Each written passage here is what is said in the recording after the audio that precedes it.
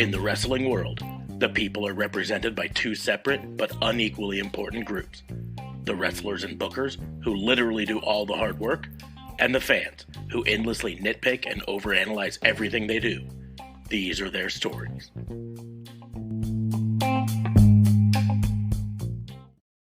Hey! It's Warhorse, and you need to shut your mouth, open your eyes, and clean out your ears, because it's time to listen to the Raw and Order podcast. That's right, they're bringing you the best in all that meaty podcasty goodness in one, what is it, an hour? Two? Who cares? Who gives a shit? You need to listen to it right now, or else Warhorse is gonna, rule your ass! Do not rule my ass, Daddy Warhorse. Because the only ass that gets scissored is scissored daddy ass. Anyways, welcome to another episode of Raw and Order, the wrestling booking unit, the only pro wrestling podcast on the planet that is going live tonight, right now, to talk about yesterday's premium streaming event, Extreme Rules 2022. I am your host, Detective Mark Smarks, and I'm joined, as always, by my partners in crime fighting, District Attorney Vincent Kayfabe. What's going on, man? How are you? Every time that promo runs, every single time, to myself, I almost answered the question on how many hours it is. I was like, it's a 2 hour two. Shit! He didn't really care. He didn't care. Yeah, he's just cutting the promo. Never mind. Carry on. Carry on. Don't mind me. Also joining us from up north, RCMP JLB. What's going on, man? It goes, and Extreme Rules happened, and we gonna talk about it because doesn't go on and on and on. Goes on and on and on and on, Anyways, on and on. We are going to indeed talk about Extreme Rules. We are also going to keep the train rolling with opening some cards. I got another pack of them. Sorry, I chose eggnog over cards tonight. It's fine. I can't control your priorities. Ooh, I have pecan pie upstairs too. I can't even control my priorities, man. This really shouldn't be my priority. These cards. You wish you had eggnog, don't you? No, I'm not an eggnog fan, but me either. But somebody in my life is. But I do have a 4-year-old who really would like another Barbie or insert whatever toy she wants today, and instead Daddy got a toy. But yes, we are going to talk. Selfish parent. I am. It's all about me. So what you gonna do? Anyways, we're gonna talk Extreme Rules. I said doo-doo. I say doo-doo a lot as a parent of a 4-year-old, so that's fair. But we're gonna talk Extreme Rules. That was yesterday. We didn't go live afterwards because we were tired, because we did a live reaction to it that somebody just said, fuck it, I'm not going. Did not show up to. I'm not going.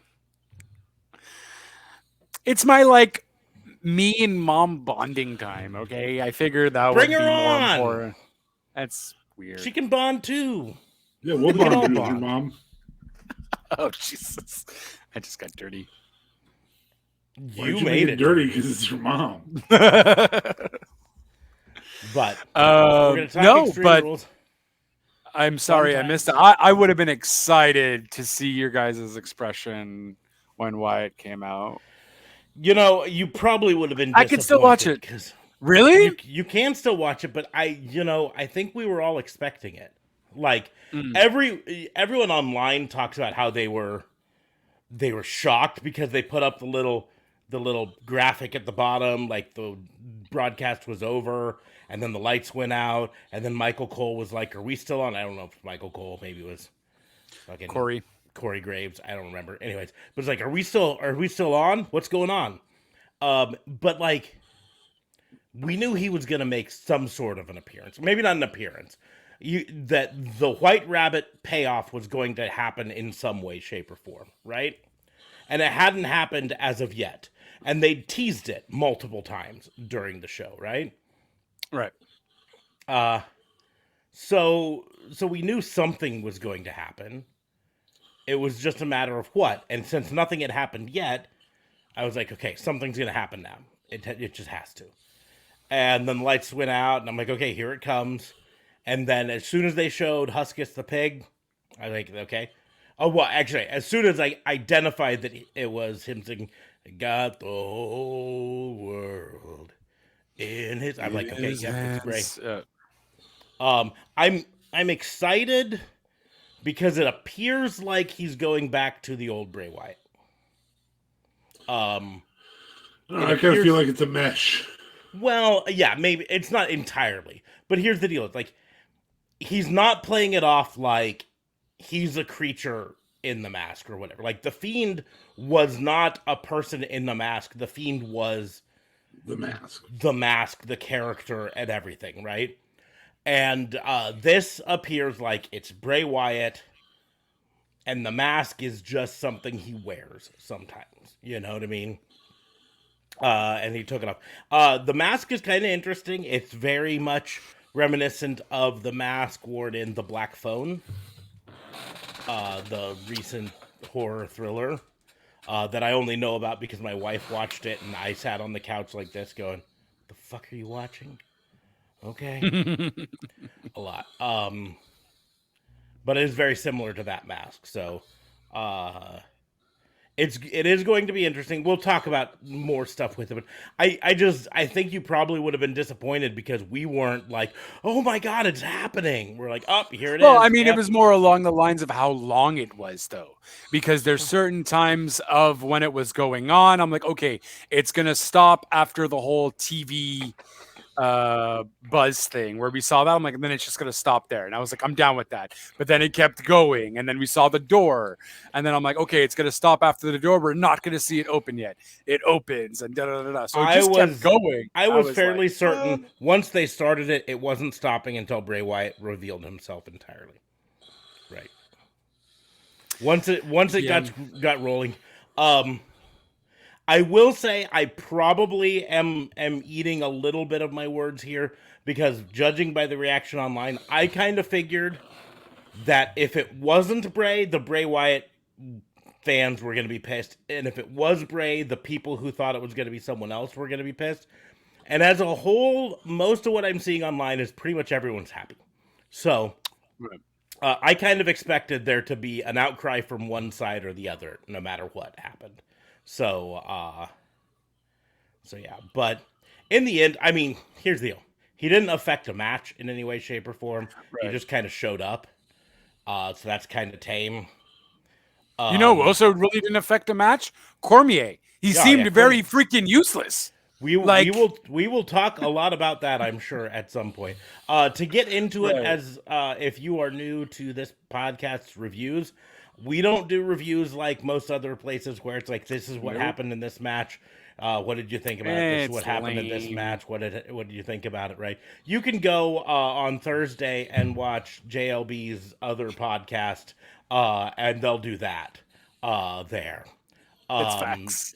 But on this podcast, we cut to the meat and potatoes. We talk about the worst things of the night. We talk about the best things of the night. That's about it. With 6 matches, chances are we'll talk about every single match in some way. But sometimes, like on AEW, where they've got 12, 13 matches, sometimes a match really doesn't get talked about because it was neither a best or a worst. So, but yeah, we will kind of just go ahead and I think we'll just throw it all to the wind and start right away with worst match of the night.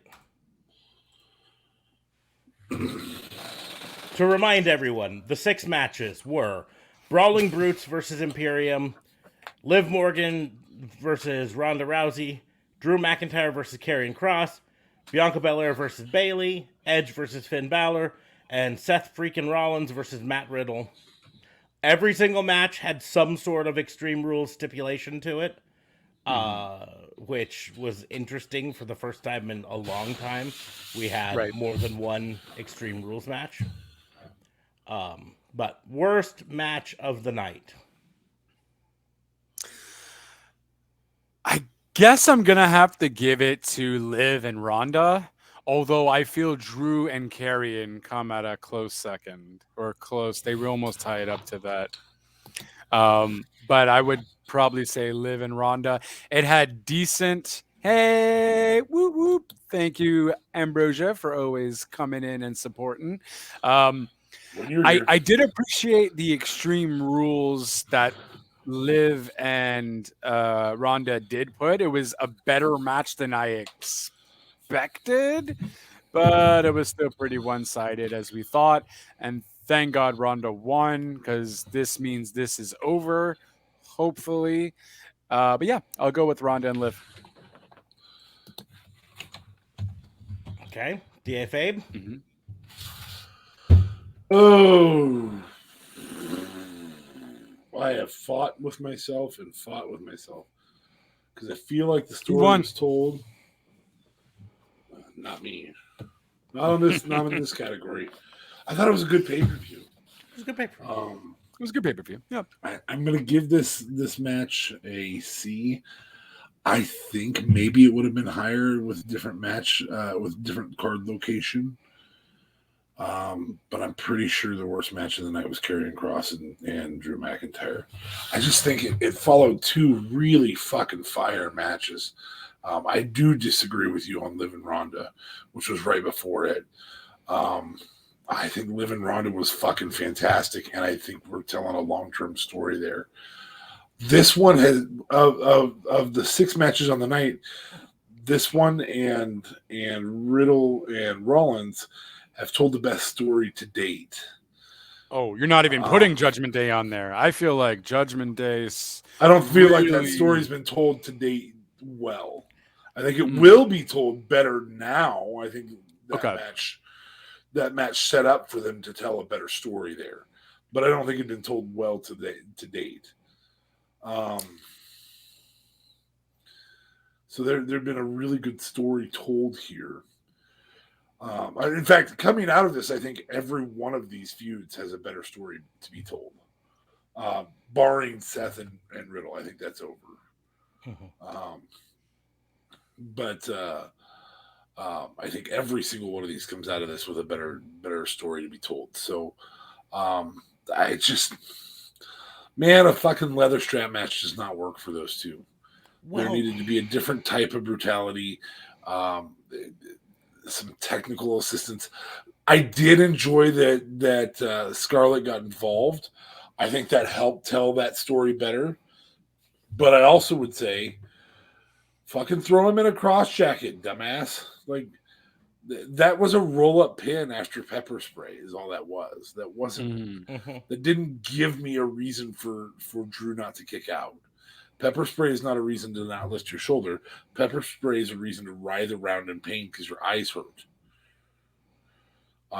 It's not an exhaustion. It's not a knockout. It's not, I'll just lay here and take the fall. I think a better story is about to be told out of that, but I think it was the wrong Extreme Rules stipulation. Yeah, I think you're correct. In my opinion, the Karrion Kross versus Drew McIntyre worst match of the night. And I think match location. I think third on the card hurt it a lot. I think that. I also think you kind of hinted on it. Stipulation. But in my opinion, I think even a strap match could have done it if it had been a 4 corners strap match versus. I think that might have been better, actually. Yeah. Because here's the deal: it's like spraying him with pepper spray. Yeah, that hurts his eyes, forces him to writhe around in pain, all of that stuff. It doesn't make a pinfall any easier. It really doesn't make a submission that much easier. But he's not going to be able to get up and stop you from hitting the 4 corners. But it does incapacitate him in the middle of the ring while you can walk around and go 1, 2, 3, 4. I win. You know what I mean? And so I think a different stipulation just in general would have helped that match. Maybe a different location, although I don't know what I would put in that location instead. I think your opener could have been the third match on the card and would have held the card really well. I also think that it would have caused it to overshadow Bianca and Bayley, which I thought was the second worst match of the night, at a solid B+. Yeah. I'm going to say I don't know what match I would have put in that position. This is gonna sound weird. I don't think the fight pit should have been last though. I think do not think there the should fight have pit been a should have been last. seventh match on the card that was a short throwaway calm down match, right? In that 3 spot? In that 3 or spot. 4 spot? Yes. So you start off with Brawling Brutes, you have Ronda Rousey versus Liv Morgan, and then you have a cool down match. A tables match would have been really nice there. A short tables match or fucking... I mean, here's a place that you put a schmoz 24/7 match of some sort. You know what I mean? Hell, a Ricochet title match. Doesn't he have the U.S. title right now? No, Bobby Lashley does. No, Bobby Lashley has it. Bobby Lashley does. Yeah, Ricochet. Although I mean, Bobby Lashley being used on the pay-per-view could have been handy, but and that could have easily been just an absolute utter beatdown. Yeah, but Just like a give tables him- match. feed him. I think. I mean, unless the reports are true that they are 100% retiring the 24/7 championship, which I'm not exactly against, but that would have been a great spot for a quick 3-minute long 24/7 championship tables match, right? Maybe have it be a fatal 4-way tables match. Whoever can put someone through the table first wins it, and then you've got a quick schmoz of a couple pins and the thing bounces around a bit. R-Truth gets it for 30 seconds and then loses it again, and then you end it, and that's enough of a cool down that then something like Karrion Kross versus Drew McIntyre can have the thing. Because I think the audience, including the audience at home, was just kind of dead for a moment by that point and needed something to recharge. An actual Dexter versus Miz match, maybe. Have the Dexter versus Miz stuff happen in the ring, or Miz versus Gritty. Well, that's my point. Is have that be something that happens in the ring. Miz is out in the ring, delivering a promo, and Gritty comes out shooting, which would have been better than all video packages. Yeah, shooting the t-shirt cannon out, and he's like, "I'm trying to do something here," and then Gritty gets up behind him and does the imitation thing. You know, something like that to let the crowd calm a bit after the two. But anyways, but so I agree. I am not saying it was a bad match. I think I think placement and just the fact that I thought most of the matches on the card were actually pretty good. So yeah. So that's why I think that is worst match of the night. But that's not saying it was a bad match. Okay. Most predictable moment of the night.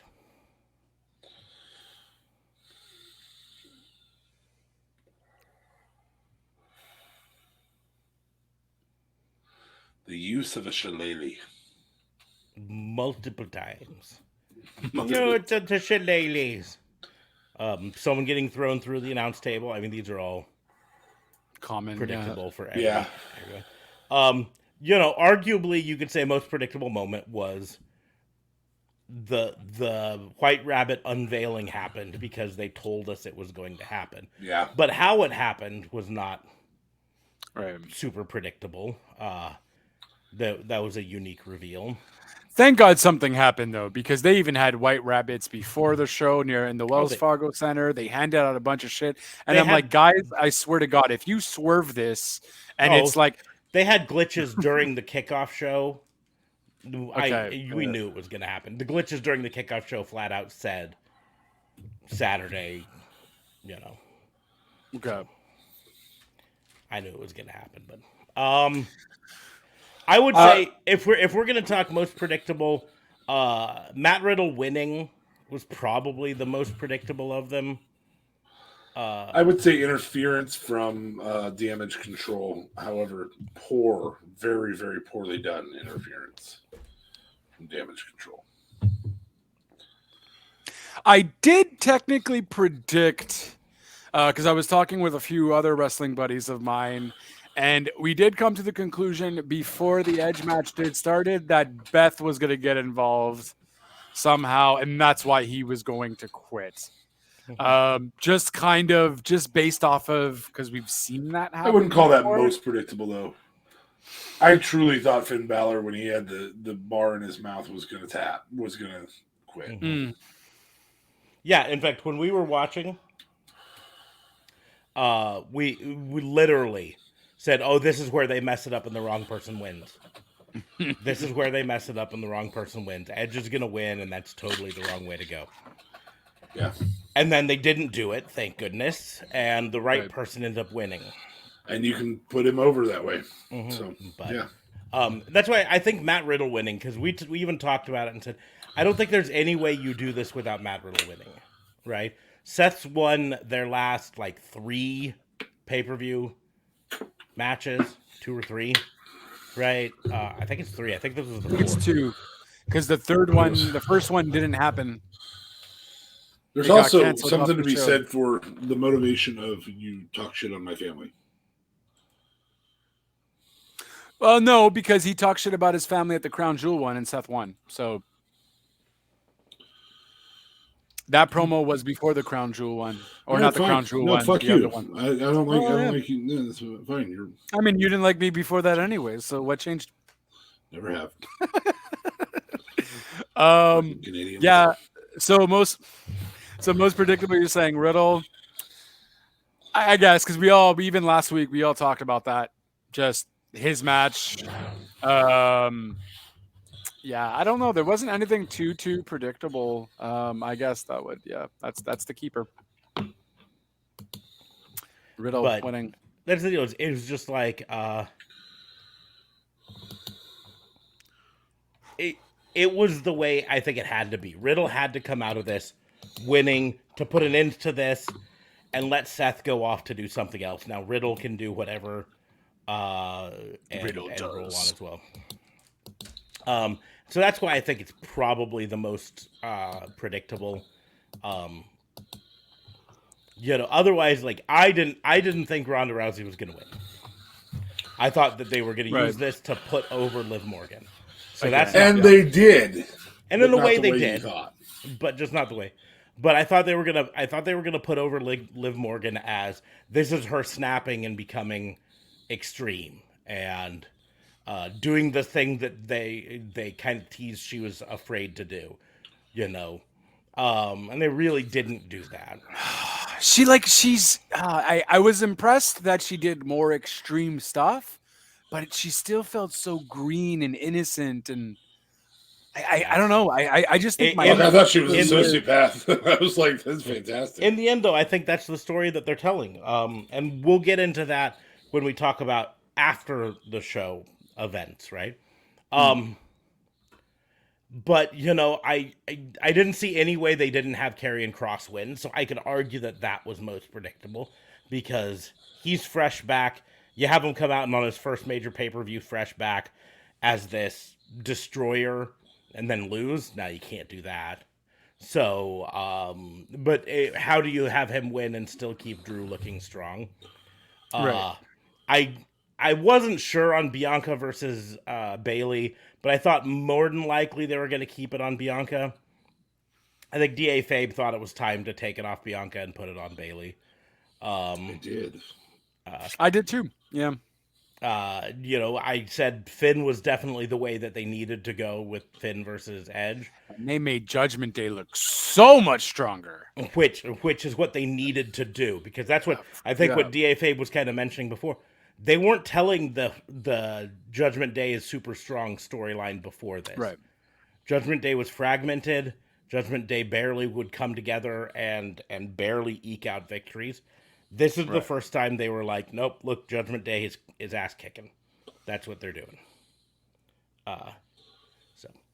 So I think Matt Riddle, I think Karrion Kross winning might be second in my most predictable moment, but we'll talk botch of the night. Weren't a ton of full botches, like in terms of like moves that totally went wrong. All right. But there were moments, and I'm going to go ahead and throw out my botch of the night. I think D.A. Fabe will probably be hovering around this one as well. Botch of the night, Bayley not using her knee brace part when it came off. I'm in the same match, but no, that's not my botch of the night. It's close. But It's close. She had a moment when a part of her knee brace came off. I think probably it wasn't meant to come off, but it did. And then attention was drawn to it. And the way you play that off is you use it temporarily and then throw it away. But instead, she just threw it off to the side. And I'm like, you're in a Extreme Rules ladder match. Use that shit for a bit. Hit her with it a couple times. Use it as brass knucks for a bit. Yeah, that's all you got to do is just one time punch her with it in your Exactly. hand. It wasn't really a bot, because what if it wasn't supposed to come out? Then it was a bot that it came out. But my point is, it's still not utilizing it. You had a chance to utilize it to enhance the match, and instead you just, you drew attention to it, which is part of the problem, right? If it wasn't supposed to come out, then the number one rule in any improv is if something's not supposed to happen, then don't draw attention to it. Right? Oh yeah, they even did like a close-up on it and They everything. did a close-up on her standing there and smiling and holding it like she was going to use it. I got a weapon. I'm legit replaying it right here, yeah. And then... Oh, she tried to use it, though. She did got try up- to use it. She didn't so much Because she try. got up. Well, I mean, she was going to hit her in the... I'm literally watching it right now. She was going to hit her in the corner, and then she dropped it. Yeah, she dropped it. That's my point. But she was trying to hit Bianca in the corner. It wasn't like it was blocked. It wasn't like it was knocked out of her hand. She went like this and then just dropped it, right? And that's where the problem is. Like, I literally hit her with it. This is Extreme Rules. You hit her with it. But that's what I'm saying, though. She tried to. She ran to the corner to try and hit Bianca. And then dropped it before she hit it. Yeah. So she didn't hit. And she didn't have a reason to drop it. You try to use it again. Yeah. Why if you put on brass knuckles and you take one swing at someone and you miss, do you just drop the brass knucks? No. Well, she dropped it outside of the ring, it looks like. Why? So why would you drop it? Why would you drop it? That's my point. Because I think it's she fumbled, though, because when she tried to hit her, I think because she got tangled on the turnbuckle. So it's like she dropped it. Not well done, mind you. Fair. Again, my point is that's why it's a botch. Okay. D.A. Fabe, you had other ideas from that same match. From that same match. The double KOD. What was wrong with that? The amount of effort that Io Sky had to put in to get onto the double KOD. And Io Sky landed on her shoulder, not on her back or front or any place. That looked like it was I seriously would not have been surprised if news came out that Io Sky suffered a separated shoulder or dislocated shoulder or something out of that. It firmly and entirely gave me an Italian necktie right out of suspension of disbelief. Because I was just like,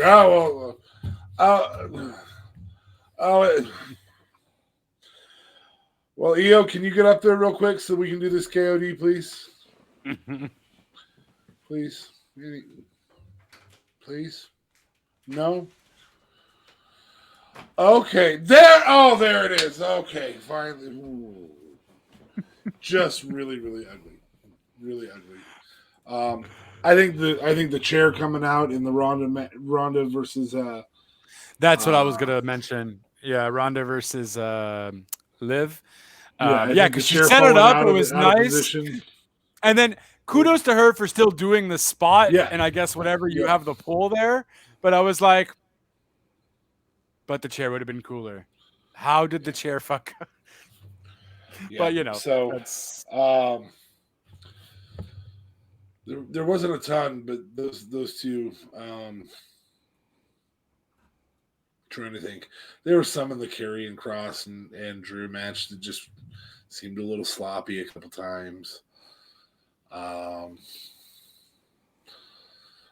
tell you what, man, there were some fucking fire matches here, but that KOD just made me go. We're gonna get a double KOD here. Eventually, it's happening. Just be Nope, patient. not yet. Yeah, just be patient. It's happening. Hold on. Hold on. It's coming. Okay. I'm gonna go grill a steak. I'll be back. Has KOD happened yet? I don't know. We'll check back after we talk about the overhype of the night.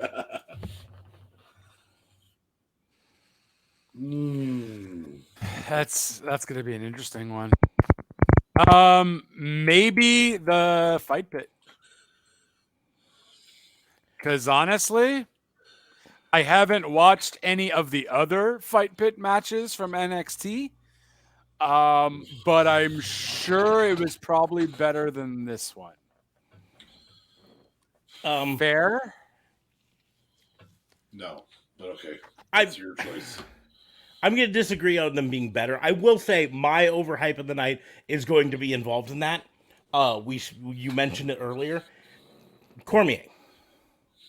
Yeah. What the fuck was he there for? Like there were a couple times where he did the "I'm the boss now, you listen to me, don't," and that's about it. There's nothing that any normal referee could do. Couldn't do. It's just like, why was he there? And they didn't set up anything. Like, I was convinced. I mentioned it to DFA. I was I convinced. thought Brock was going to show up in some way. Yeah, this was going to set up something with Brock, probably for Crown Jewel. Cormier versus Brock at Crown Jewel. I opened with that match. I think that's the one that's the most out of place. Is that match? I think. Yeah. I think It I know shouldn't have ended the pay-per-view. the only reason it ended the pay-per-view. I'm going to go out on a limb here and say this, but I'm 90% certain. The only reason it ended the pay-per-view is because they had to take the ropes down for it. Oh, that makes sense. And so they had to put it at the end of the pay-per-view because any other place on the pay-per-view, they would have then had to stall for 20 minutes as they put ropes back up. So you could have done the Miz Gritty video bullshit. Would have been You enough sure time. could have, but I'm just saying that you would have had to do a lot longer of the Miz Gritty bullshit. And did you want more of it? I did. I personally- love Gritty. I love Gritty, I love so Gritty. I had no problem with it. But I think the vast majority of people would say that it was the right amount of Gritty, that they didn't need more Gritty. I could have Yeah. Gritty for 3 hours. I'm good. So I did think Gritty was Loomis, though. I literally thought Loomis. I thought there was dressed a up as chance that Gritty. it was going to be after Miz knocked him down. I thought he's going to pull off the mask and it's going to be Loomis. Instead, he turned around and Loomis was behind him. So I'm trying to think of what my overhead. I'm going to go on an edge here. White Rabbit. I think it delivered, but I think it's the most overhyped thing because there wasn't an attack, there wasn't a feud started, there wasn't a. I'm going to go on an edge. It is the most overhyped. I'm not saying it's a bad overhyping. I think it was a necessary hype. yeah, I could see where you're coming from, specifically from the nothing happened. Like, he showed up. Hey, that's great. He showed up. But Are we going to see him on Raw? Are we going to see him on SmackDown? but he didn't do anything. Yeah. He showed up, he opened a door, took off his mask, and blew out a light, and that's it, Didn't affect a match, didn't announce anything, didn't That's it. That would definitely make it the whole overhype if Thursday Bray Wyatt is released by WWE. yeah. Oh my God! Yeah, imagine. We looked at our finances and we decided we can't afford him, so That whole White Rabbit thing just cost us way too much money. yeah, seriously, you don't know how much it costs us to license Jefferson Airplane's White Rabbit. Just to play a bunch at house shows and never on TV. Fuck. Boy, that one did not go over with our audience. We lost a lot of people there when I said that. And Yeah, to not is even have it as my part of fault. its song or something. Like, I get why they did it and everything. Good for but like, holy shit, you couldn't have just had, like, I don't know, someone else sing a different song. It was good, but I mean, I don't know if it was worth. I don't know how much it was, but I don't know if it was worth Jefferson Airplane to be played like at least 6-7 times until he showed up. But it was good. Yeah, I mean, Bold statement, but I understand. My overhype. It's not a good overhype. It's not like a negative statement. It's just that was the most hyped thing for a month. Mm-hmm. Mm-hmm. Yeah. Okay. JLB, had you given an overhype? I can't remember. Thanks for listening to me. Overhyped. I think So you I didn't. mentioned. Yeah, You didn't I give did one. though. I did because Okay. I went first, and then you said, "Yeah, mine's kind of the same thing," but you mentioned the Cormier thing. I mentioned Riddle. Oh, and that's Seth. right. Yeah. Yeah, one job. Yeah. It's still. Yeah. I blocked it out because it was stupid. Is what it was. Okay. Wow. Savage. Wow, that's ruthless. We'll go on to Ruthless. worst performance of the night.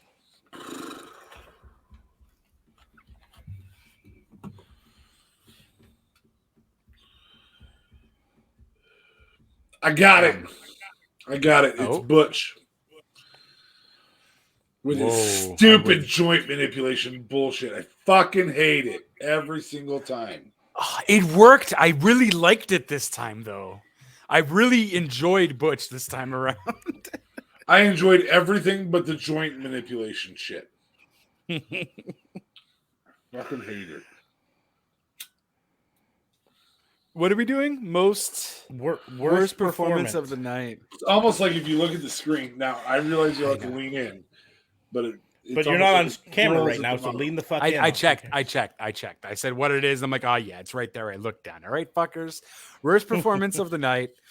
I guess I'll have to give it to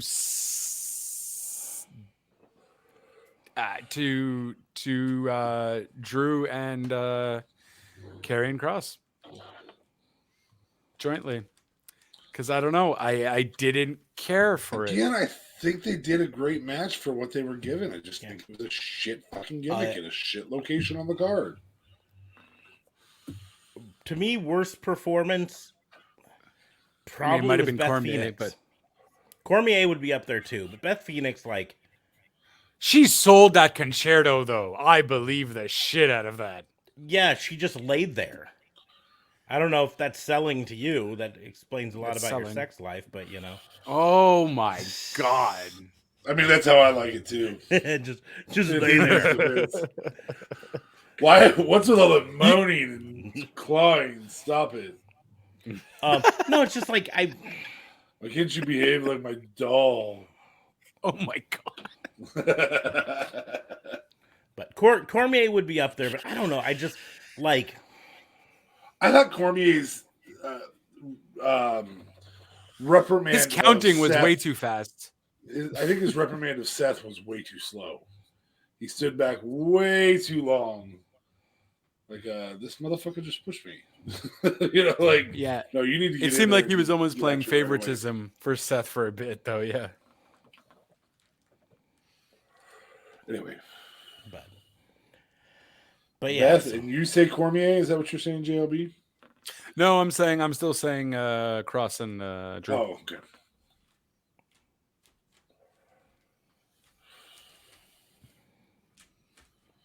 Again, What you guys got? Okay. Worst move of the night. DA Fabe's gonna say joint manipulation. Fresh on the mind, joint manipulation. I don't know. For me, the worst move. It really wasn't like a bad move, but Bianca Belair versus Bayley. That moment when they were outside, and they just dismantled a ladder to plop someone inside him and hit him with the ladder, and then it fell apart. It just was like, meh. I would say trying to set up a ladder when there's already a ladder set up in the ring. Yeah, or like Bayley not going for the longest ladder. And then Bayley putting it on the side when Bianca didn't even put her ladder up yet, which was the taller one, and it was right in the middle. I was like, but why would you do that, Bayley? You got first dibs. Why not try to put it right in the middle? And why haven't you realized already that ladder's too short? Because she was so distracted by the fact that she tore apart a ladder outside for no fucking reason. It's just her mind's all messed up from it. She's all distracted. She's like, Can't believe I just destroyed a ladder. Why did I destroy that ladder anyways? I love ladders normally. I mean, I could have used that ladder instead of this ladder. I don't Why know. did I Was not that take ladder the bigger taller? ladder? Huh. Her perception was off. Her perception was off. That's what happened there. I'd agree. Okay. I'd agree with that. Worst moment of the night. Smart's headphones stopped working. Yeah. Well, I only wasn't because there for that, but my daughter decided she wanted to hear, so she grabbed I was using some wireless earbuds. So she grabbed them to hold up to her ear, but they've got like touch sensors on them, and I think what was happening so is paused. she's holding them up to her ear, and it either turned them off or disabled them in some way. So suddenly I couldn't hear from the other earbud, and so then I had to figure that out, and then I had to switch to wired headphones for a while, and then I had to switch back. It was a clusterfuck there. I can't wait. I plan on setting up a TV right over here in my office so that I can watch my pay-per-views up here. And then my wife. Keep more secluded from the family. I'm going to say the roll-up pin. For actual worst moment, I'm going to say the roll-up pin. On Drew? At the end of the day, yeah. Yep. Yeah, at the end of the day, that's just... It just doesn't make sense for a pepper spray. It's been good story You know? being told, and a pepper spray and a lariat is not enough to put a guy down. I could get up from pepper spray and a lariat. I don't know. I could not see Smart. Try it after out pepper when you spray guys and do a your lariat. match. Bring some pepper spray. Yep. Okay, note to self. Silly string is Spray. preferred. Yes, it's got to be yellow silly string in the eyes. Yes. That's what it looked like at first. At first, I right? thought, did she just spray him with the silly string? I was, oh no, that's pepper spray. Okay. Had it been silly string, that would have been when the Fiend would have came out. But Hurt. Heal. probably worst moment. I don't know. There's a lot of options. The KOD, the 2-person KOD, is probably overall just because that truly looked like it might have hurt someone. Yeah. I really got to find this KOD again. I don't remember it being that bad. It just took forever for it to set up, and then again, the biggest thing is when she did. Oh yeah, They she was landed- trying to like lie on it. Yeah. Yeah, and then watch the way EO lands when it hits. She's still trying to get on it. You could. Yeah. Oh, yeah, she lands on her shoulder. Yeah. It looked painful the way she Io's landed. still trying to It get looked- on to the double KOD. Mhm. Move on to the next subject, apparently. So. Okay, well, that's done with the worst. So we're gonna move on to the best. But first, we're gonna pick a couple card packs. So I got 6. Ooh. Ambrosia, you got to say on this? Yep. Number Mind you, she is currently streaming. So 1 through 6. I need 2 of them.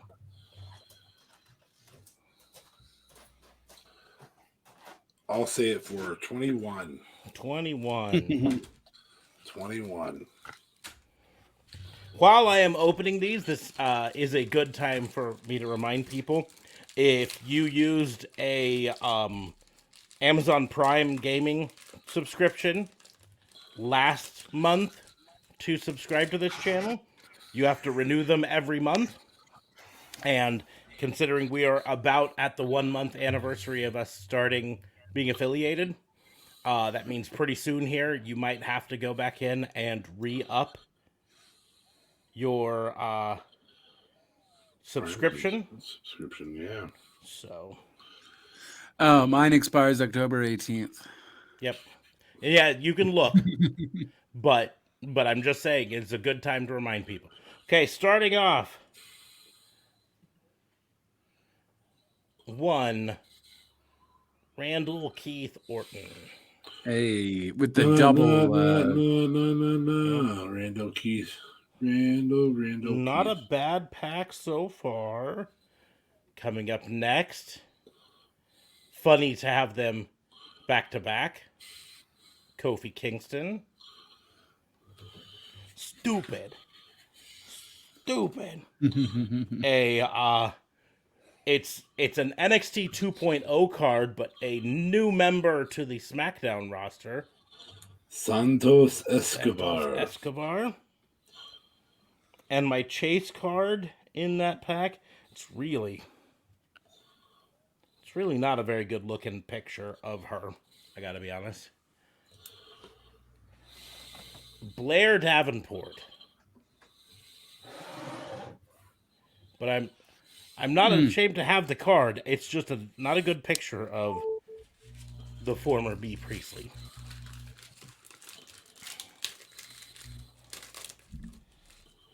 Next pack, let's see. We've got one half of the Street Profits, Angelo Dawkins. Ooh. We've got High hopes. and new SmackDown Women's Champion Ronda Rousey. That's a weird one too.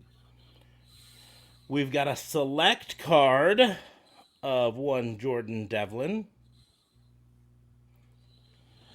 And a silver select chase card of The man. Becky Lynch. Any reports on when she's supposed to come back? I saw a report earlier today that it expects her back, air quotes, very soon. Okay. Nice. So potentially even this week they were hinting. Nice. So very soon.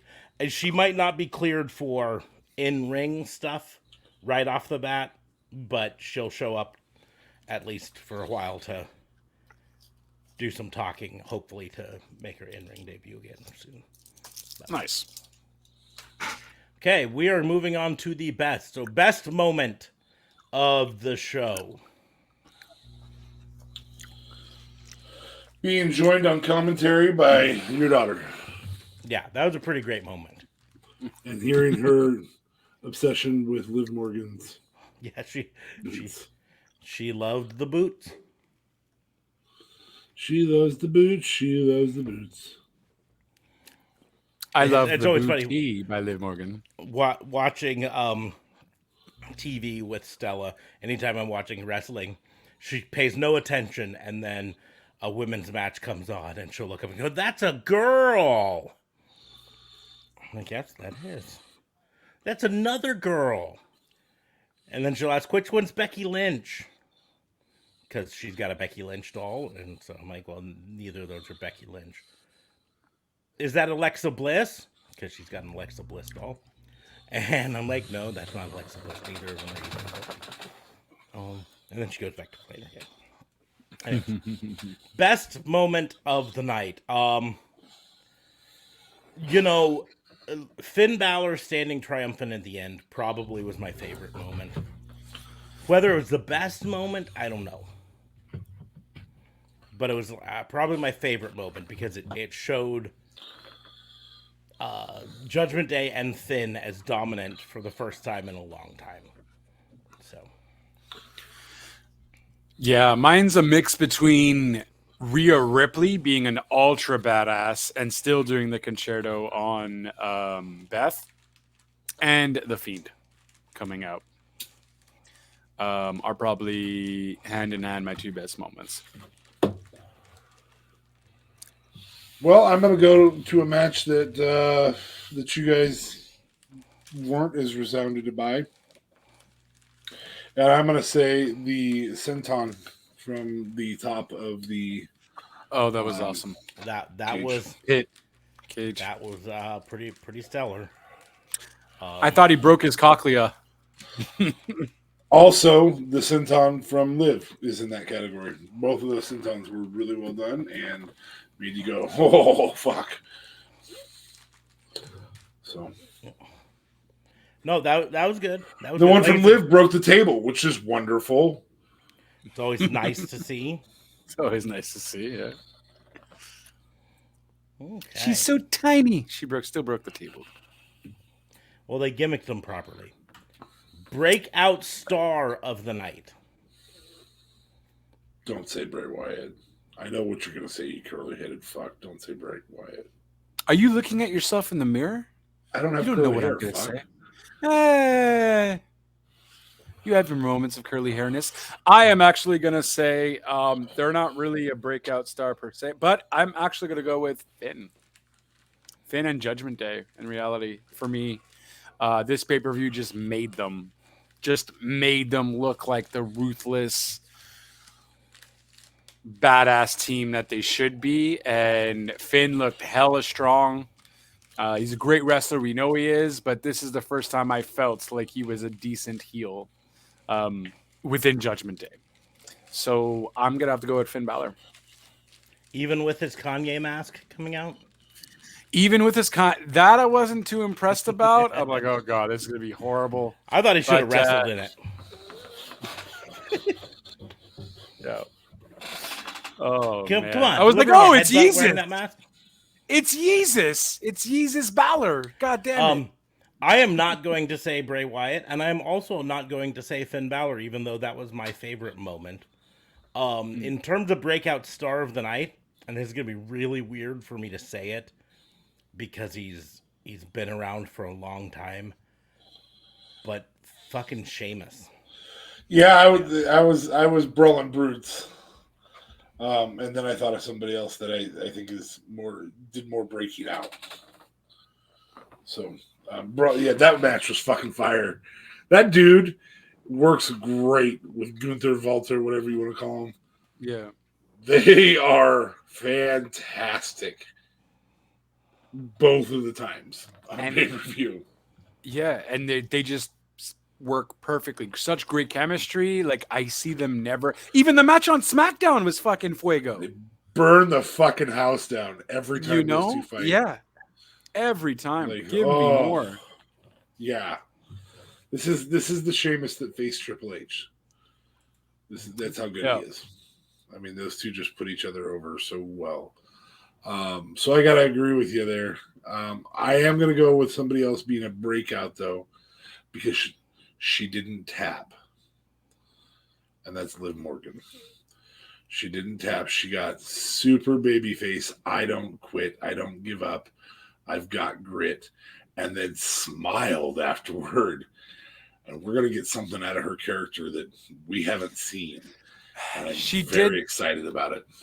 Her and Seth did have like a black picture or something on their Twitter. So it looks like they're both going to get a character change of some sort, perhaps. I have a suspicion about it. Mm-hmm. Predictions. My prediction. Ruthless predictions. Ruthless predictions. Those are your predictions. My predictions have Ruth. Okay. My predictions have Ruthful prediction. Aggression. Ruthful predictions. I think so. There's a little bit of backstory to this prediction, but a month or two ago, probably about the time when the talks were happening with WWE for Bray Wyatt to come back, he changed his Twitter handle to Wyatt6. Right. I think that it's going to be setting up a faction, the Wyatt Six. Kind of a new version of the Wyatt family, but not the same Wyatt family.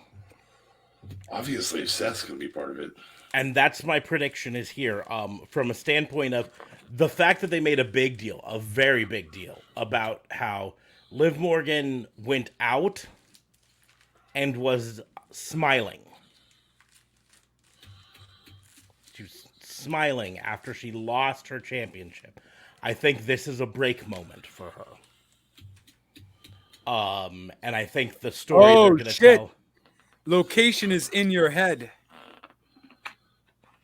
I only noticed for Liv, that it was a black thing, but the location she has in your head. So it's almost certainty. Was that new, or was that also there already? I don't honestly know. She's the one we thought originally should have been the witch. She was reportedly originally going to be the witch, and Oh, then okay. Got involved. I think she got injured or something, and then they gave it to Alexa. Boy, a Liv versus Alexa feud could be a lot of fun. However, Seth does not have In Your Head. Seth still has Davenport. But So and the thing is, they can tell a different story with both of them. Yeah. They can tell the story of she's gone crazy with Liv. They can tell a dejected and then recruited. Do what it takes to win Seth. Yeah, exactly. With Seth. So that's my speculation, my ruthful prediction. My ruthless prediction is in agreement. But I think I truly had more respect for Liv Morgan after that match than before. what's Karrion Kross's Twitter? Just KAR. Probably. Now I'm all kinds of curious. Let me Google search that for you. Yeah, let's see. LMGT.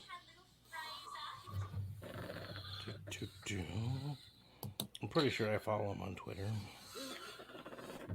I thought I did too, but I'm not finding him. Welcome to the podcast where you watch three people look something up on their phone. Real Killer Cross. But if you search for Karrion Kross with a K, you get to it. Okay, he's still fine. Snap. So Liv is the only one that has the location as In Your Head, so that's almost certainly. But Karrion won, so there's no reason for him to necessarily, in terms of this storyline. Fair. Like, I think the big ones are the people who lost. This is gonna be. I don't want to draw parallels here to this, and so I want to be clear from the beginning. I'm not saying they're taking the storyline in any way, shape, or form directly, but remember when Brody Lee first showed up in AEW and was the leader of the Dark Order? The whole pitch for the Dark Order was, "Are you tired of losing? We'll turn you into winners." Right. And I feel like that's going to be the Pitch here. basic pitch here for the Wyatt Six. That he's going to take these people who are tired of losing and he's going to help make them winners again.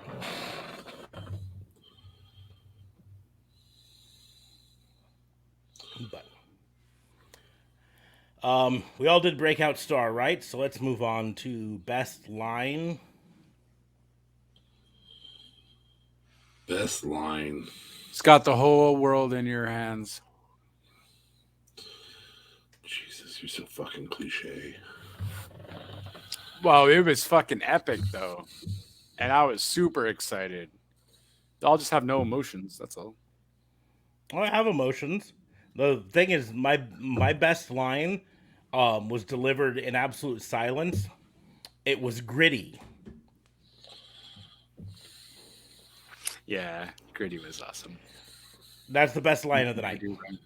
Second best line, Dexter Lumis putting Miz out and petting his head. Petting him. That's where I was going. That was my top. So, And then walking out with Gritty.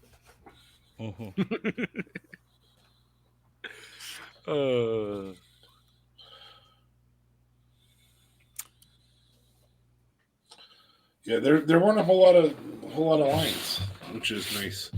I mean, if it's best line of the weekend, it's probably Heyman saying that Jordan Peterson's too much of a pussy to fight Roman Reigns, which was just like, well, no shit, Sherlock. Okay. Best performance of the night.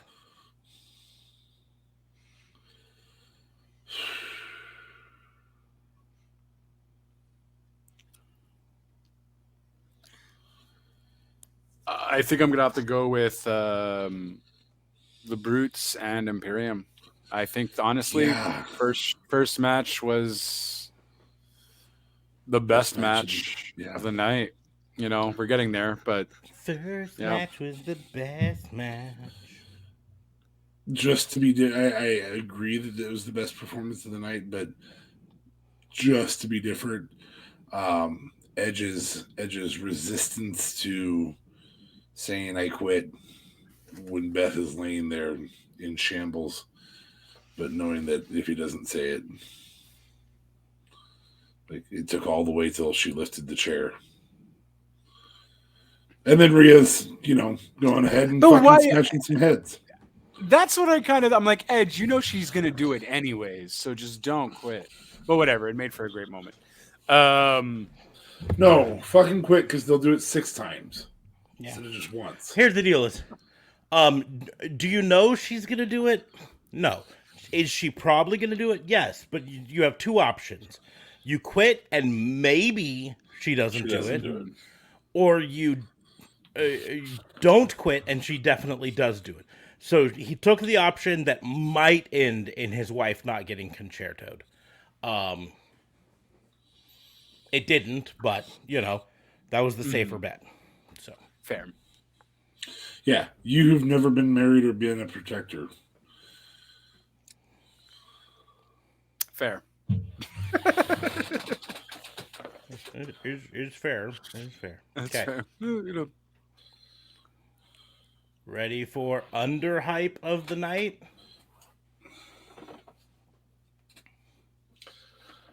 All right, you ready for this? Bray Wyatt and the Rabbit. Because he could have run it for 6 months if he wanted to, and we would have all watched. Every single one of us would have watched. I don't think we would have gone for 6 months, but we would have gone for 2. Motherfucking Sting was 280 days.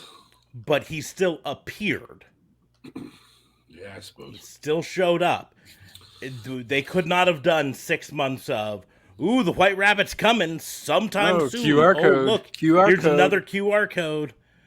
2 months tops, and then we would have been fucking. Well, and we may get 3 months. We may get a reasonable amount of time before we have any clue what's actually going to happen. You mean you don't think we're gonna see him, or actual storyline? I think it'd be really fucking entertaining to not hear anything from Bray Wyatt this week, and people go, "What the fuck is going on?" Yeah, I mean, I agree. I would be fucking annoyed, but I agree. Raw's going to be pretty packed because it's the DX 25th anniversary of DX. Yep. So. I don't want them to pigeonhole this.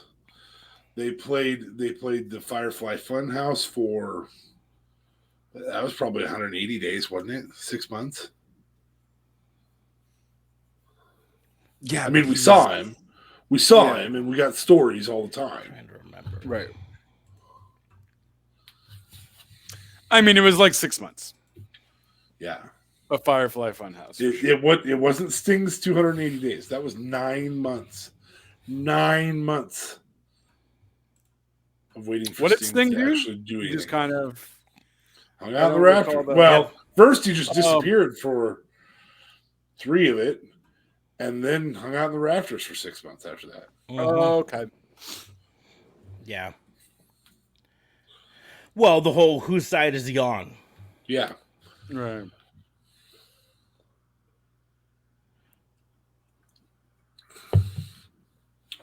So, yeah. My underhype is the same as my overhype. Because we really don't know what's going on still. That's fair. At least we got to see him. Underhype for me was probably the Judgment Day match. I honestly did not expect Balor versus Edge. I did not expect, just because that storyline was kind of boring, and we felt nothing was going to come out of that. Aside from a Ray versus Dominic match, which we got even more going on with that now, with Dominic kicking Ray's butt. But that turned out to be one of probably the best storylines told, in my opinion, on Extreme Rules. I liked where Edge dick kicked Dominic. I thought that was always enjoyable. Mm-hmm. I underhype of the night was Brawling Brutes versus Imperium. Yeah, as a match, yes, Mm-hmm. absolutely. I mean, it was barely talked and about. we knew it was going to be yet another banger of a 5-star match. Banger and banger banger and banger. After banger after banger. That's what he does. Well, I mean, I guess, but I mean, I feel like we maybe still felt it was going to be a banger, though, just based off of us seeing Sheamus and Gunther from last pay-per-view.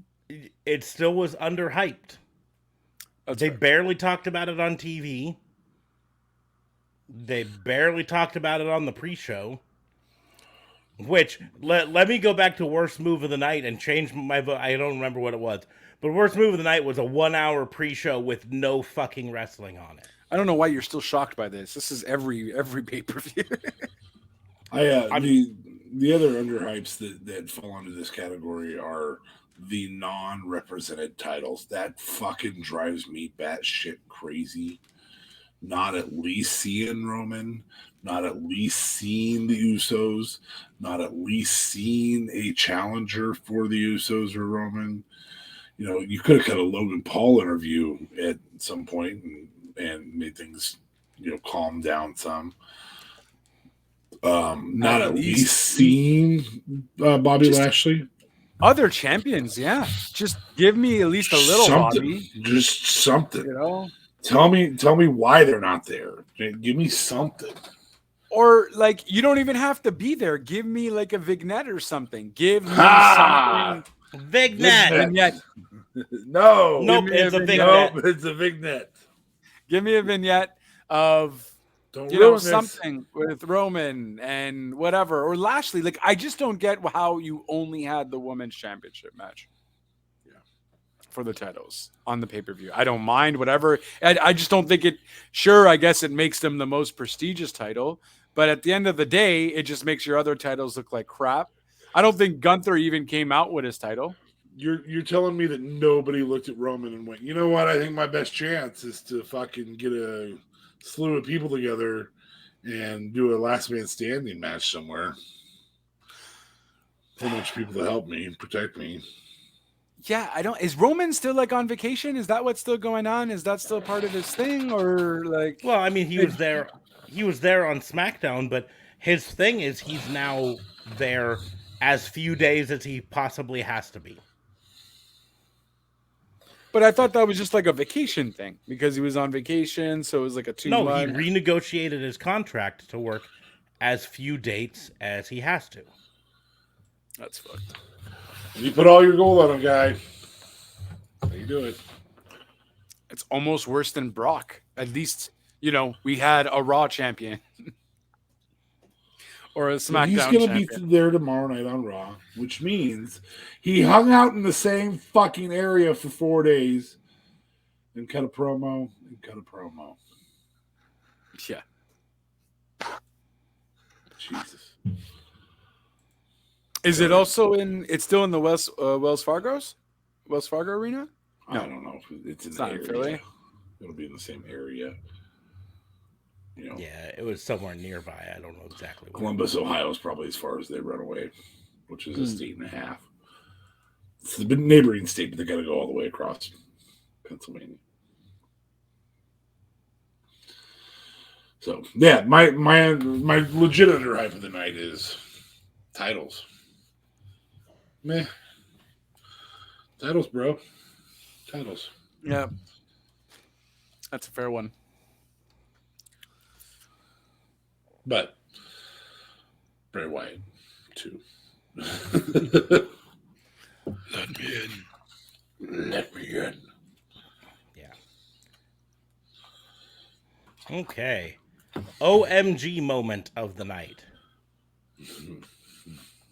I'm going to agree with your daughter on this. And Scarlett's outfit is the OMG moment of the night. It was a very interesting outfit she was hardly wearing.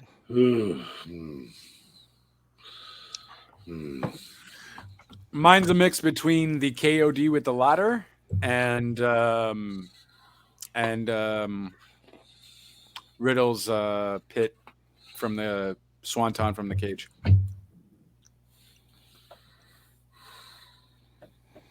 Here's the deal. I'm saving Riddle's senton from the top for best move. OMG moment. Still, as much Gotta as an be underhype, overhype, whatever you want to call it, it was still the OMG moment of the night. Was Bray Wyatt.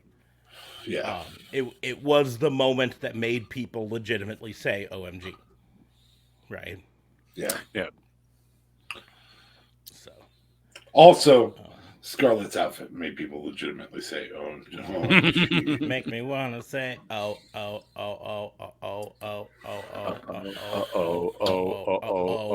my God. Hey. Hey, congratulations. The Vignet shirt is now up on our Stream Elements shop. Yeah. well, now that he said it in all locations, Yeah. I mean, it's still up on the other shop too, but you know. we miss you, Fernando." But the other one has cheaper shipping. Well, the other one's just cheaper just in general. Because it's going to be about $5 cheaper. Snap. So, yeah, depending on which one you do. Anyways, Next. best move of the night. This is where I say the senton off the top was the best move. That was the one that was like, ah.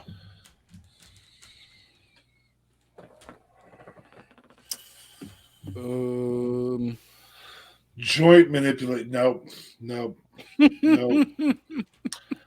Will never ever be mentioned. Never be mentioned. No.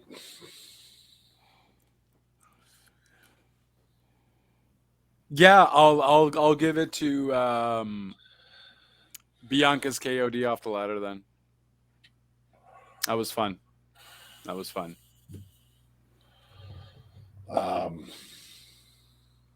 Best move. You know, Smart spent most of the evening talking about how the tables break and everything. He mentioned it probably a good half a dozen times. And at the end of the day, I still really enjoy a good Razor's Edge, or in this instance, Celtic Cross. But I would say the best, I think the best move as a whole, though, even though I enjoyed that and I enjoyed the senton, as we know, I cannot help but say the best move is being smart enough to knock Beth the fuck out with Nux and then stand there preparing a concerto for her to make Edge say, "I quit." Straight up. That is a great move, both in writing and if you legitimately had a heel faction, all of that. Okay. Well, before we get to match of the night, I got 4 more packs to open, so let's open 2 more. Number 4. Ambrosia, you want to take this one?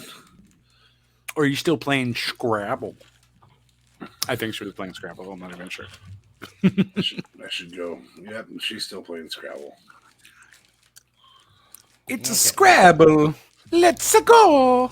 Well, in her I'm honor, going to go in and tell her. In her honor, I'm doing 2 and 1, but I shuffled them, so it's a different 2 and 1 than it would have been. Ooh. Living life dangerously, I see.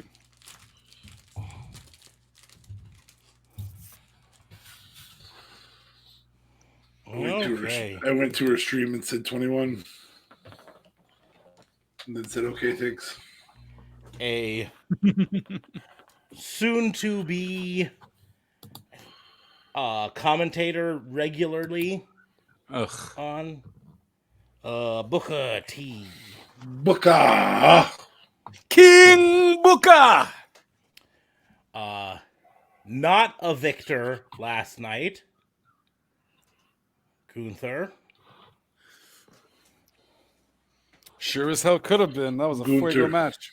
did not wrestle last night, but did play into the finish of a match. Damian Priest. DP. And That can mean so many things. my hollow Double card penetration. is a probably not working for WWE anymore, Sasha Banks. It's boss time. It is interesting to WWE. find out how quickly we go, well, you ain't coming, as fans. Well, I mean, the thing is, she changed her Twitter handle entirely now. She removed WWE from it entirely, so. Okay.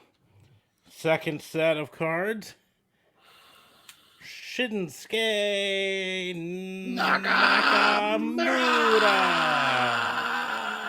And I just really don't get how you just don't do like a Ricochet Nakamura match on a pre-show or as a seventh match.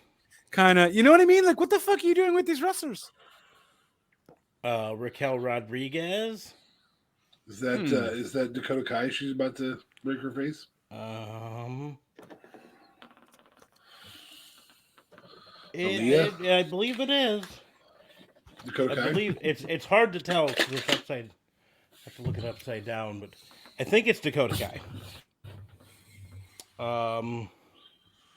A rookie card for Odyssey Jones. I feel about him like you felt about Bronson Reed. Bronson Reed. Yeah. I don't get it. I got it. Who the fuck is Odyssey Jones? NXT. An NXT big guy. Okay. And then my chase card, a multicolored Ciampa. Tommaso. I like That's that right. one. I mispronounced his name on purpose. And he was nowhere to be found with The Miz on top of that. So maybe they're going to finally break He him needs up. his Goldie storyline. He just lived the Goldie storyline forever. Mm-hmm. The problem is none of the titles on main roster are gold. Well, that might be Gold-ish. changing soon. But so, match of the night.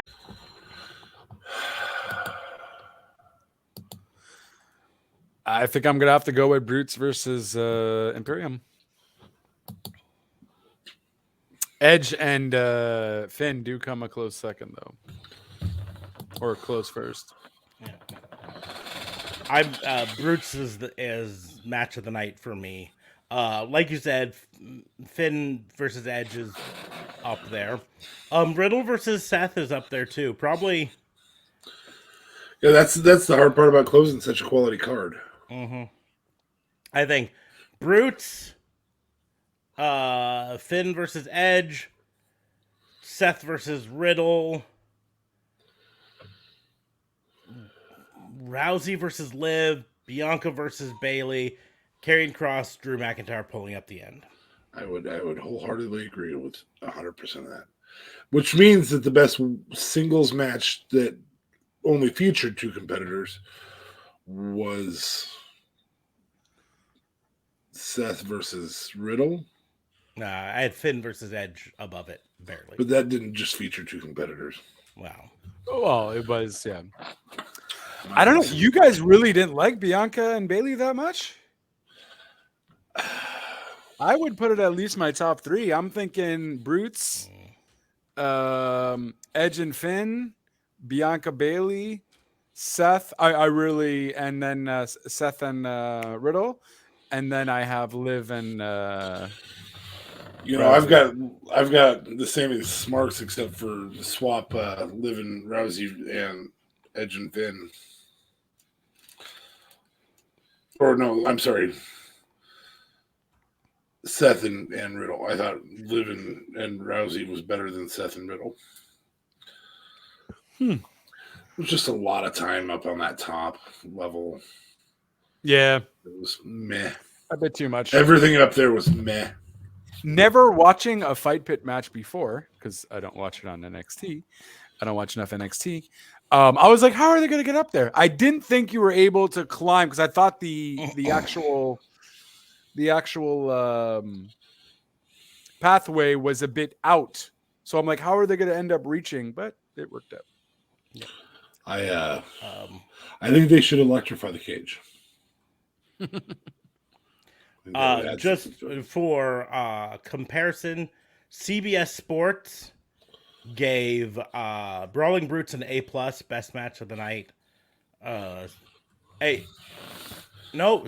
gave it an A-. So they gave it second best match of the night after a tie for first of Edge and Finn Balor and Seth and Riddle.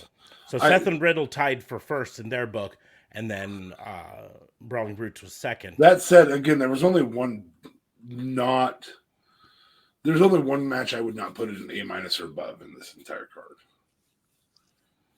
And again, I put B+ for Bianca and Bailey, but they put C+, B- for.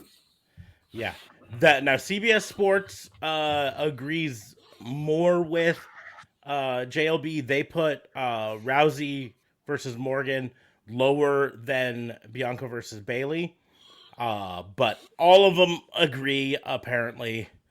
We don't agree with them on. They put Drew versus Karrion Kross above both of them. Wow, really? So yeah, that's an interesting one. There was a lot of brutality, and I got to give it props for the brutality. But at the end of the day, here's it was a strap match where the strap really didn't play. It was utilized. Yeah. It was utilized as a whip. Mm-hmm. It was utilized a little bit as a pulling thing, but it really that match could have gone off as just a no holds barred match and been almost identical. Yeah. I just I've seen strap matches where the person wraps the strap around the person's throat and throws them over the top rope and hangs them there. Or uses the strap to tie them down in a corner so they can't stand up, or things like that. And it just it was a strap.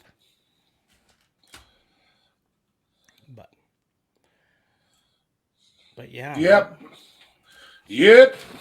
So, final 2 packs of the night. Side note, I do have a little news. Oh, yeah? My baby's got the Rona. Oh, no. He didn't get it home from Mom's. I spent an extra couple of days at Mom's because I hadn't been exposed. Oh, no. Hoping he gets to feeling better. He's feeling good, though?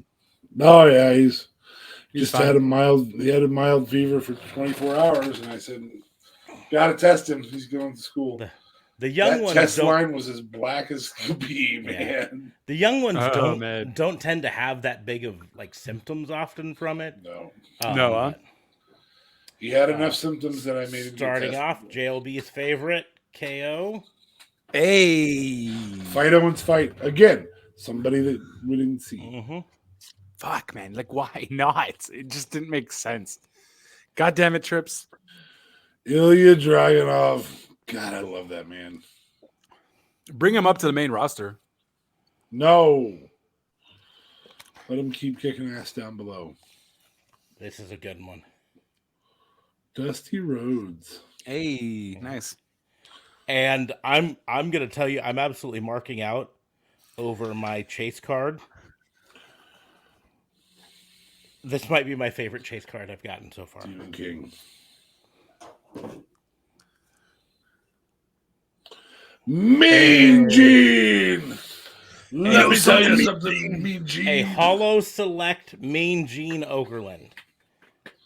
That's so fucking cool. Let me tell you something, Mean Gene. I tell you what, to this day, I don't think a day goes by that I do not think about. Make sure to call the hotline, 1-900-909-9900. Kids, get your parents' permission before dialing. Have you tried calling it? 900 number, son. Yeah, I have not recently. Rounding out the Street Profits, I now have the matching set with Montez Ford.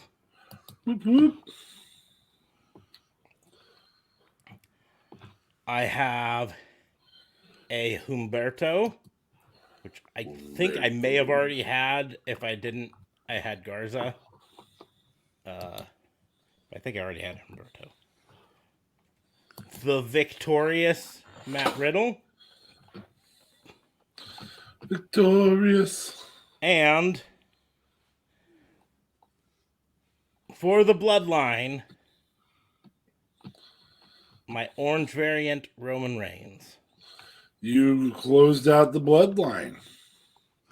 Nice. I did.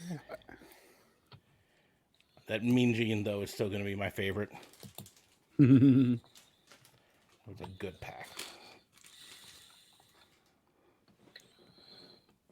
I do wonder if 1-900 909 9900 is still available, though. Like it's out there.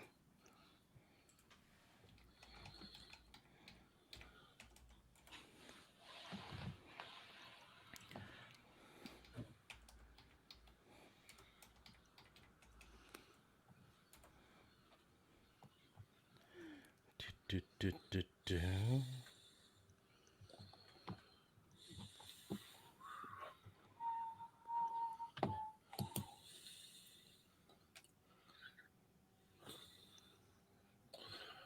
Glorious.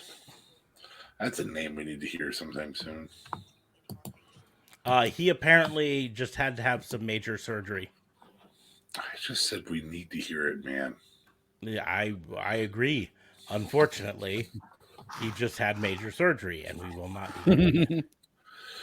Other events that happened this weekend. 1-900. You can get a T-shirt for that. I might have to make my own version of that shirt. 'Cause that's, Bubba Ray Dudley wins the X Division Championship. he actually won the Call Your Shot Gauntlet. Call your shot gauntlet. That's what it was. Yeah, the winner of the X Division Championship was fucking Frankie Kazarian, who has since at the tapings. We know because they tape in advance. Cashed in the X Division Championship for a shot at the world title. So there will be a new X Division Championship match soon. Wait, so he wins the X Division Championship and he's allowed to cash in? That's the rules of the X At Division. Bound for Glory, you can turn it in for a shot at the world title. Oh, I think the rules Only now at are. Bound for Glory. I'm trying to remember, but because he didn't turn it in at Bound for Glory, he turned it in afterwards. But he gets a match at the next pay-per-view, so they might have changed the rules. But it's not like a Money in the Bank. You can't turn it in for an instant match. You turn it in, you vacate it, and then you get assigned a match. You know, so it effectively just lets you skip the World line. Championship. And he's still under contract with AEW? Yes. As far as I know.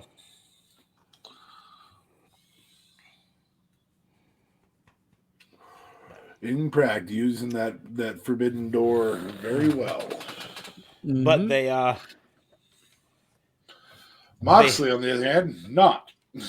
well, Not anymore, at least. I read a report that says AEW tried to talk Moxley out of making that appearance at all for GCW. And that they've been getting a little more restrictive about their talent working GCW recently. I think some of it probably has to do with GCW has had a rash recently of some fairly dangerous spots. I mean, what? GCW had some dangerous spots? well, I mean, I think Tony Khan's maybe more scared because of Discovery and thing, but like, you don't mention them on TV anyways. What would Discovery and Warner Brothers do? Sort of ordeal. Because you still had what's his face? Because then you had MJF's goons come out. Mm-hmm. I think that was their way. I think that was their way of helping Nick Gage to win while keeping their world champion looking strong and building a storyline in AEW. So that was their concession. If you're going to do this, we're going to find a way to make you still look strong as the champion for AEW. That's fair. And possibly, hey, we're also going to try to do this in a way that that we feel is safer, because we feel that these wrestlers are, safer because we trust them, right? Anyways.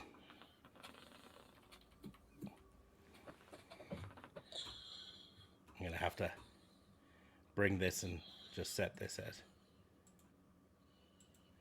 as a background for one of my one of the podcasts.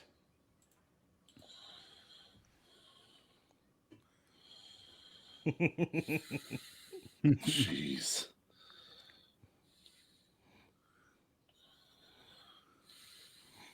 $1 900 909 9900. Like I said, I always remember because he would then follow up, kids, get your parents' permission before dialing.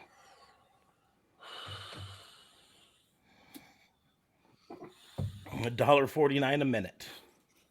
Damn. I wonder if someone else does have that number now, though. I've Googled it, and it does not come up to any other company. I wonder if WWE owns it and just keeps it alive. Don't know. Can't. Kind of want to dial it, but not at $1.49 a minute. Yeah, that's Well, that would only be wasting $1.49. Well, I mean, frankly, Pro Wrestling Tees does have a shirt though. Yes, there's a shirt. 9900.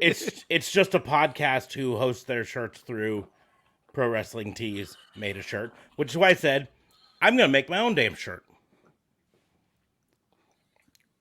I'm gonna do it because they don't got the rights to it any more than I do. Check out this. This was apparently the schedule for the hotline. Mondays was Lance Russell Travels America. Tuesday was Joe Pedicino Knows. Wednesday was Paul E. Dangerously's Danger Zone. Thursday was Eddie Gilbert Presents Hot Stuff. Friday was the Jim Ross Report. Saturday night fights on Saturday, and Sunday main events on Sunday.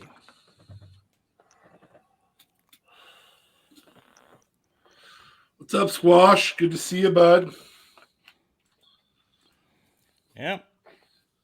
Welcome. We're unfortunately welcome in, Squash. Towards the end of the show, wrapping things up here slowly as we talk about other stuff. Right now, we're reminiscing about Mean Gene Okerlund and the WCW Rumor Hotline. What is that number again? 1-900-909-9900. You're at work. Look at you go. Can getting you fired to hear us go. Can you call that phone number for us, though, real quick, from your work ring? Yes, 1-900-909-9900.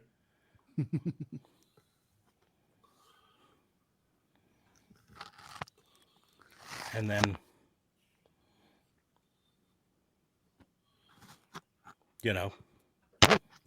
Squash. Negative. Haters gonna hate, I guess. You're killing me, Smalls.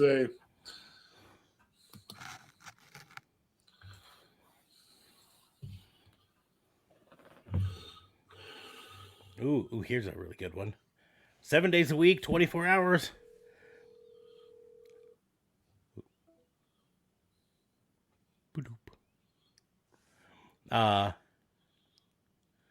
Average call length is 3 to 5 minutes. WCW Wrestling Hotline. At this point, there were 7 different options you could choose on there. 1, daily update, get up to the minute news and views from your favorite WCW personalities. 2, give me 1 second, I gotta zoom in.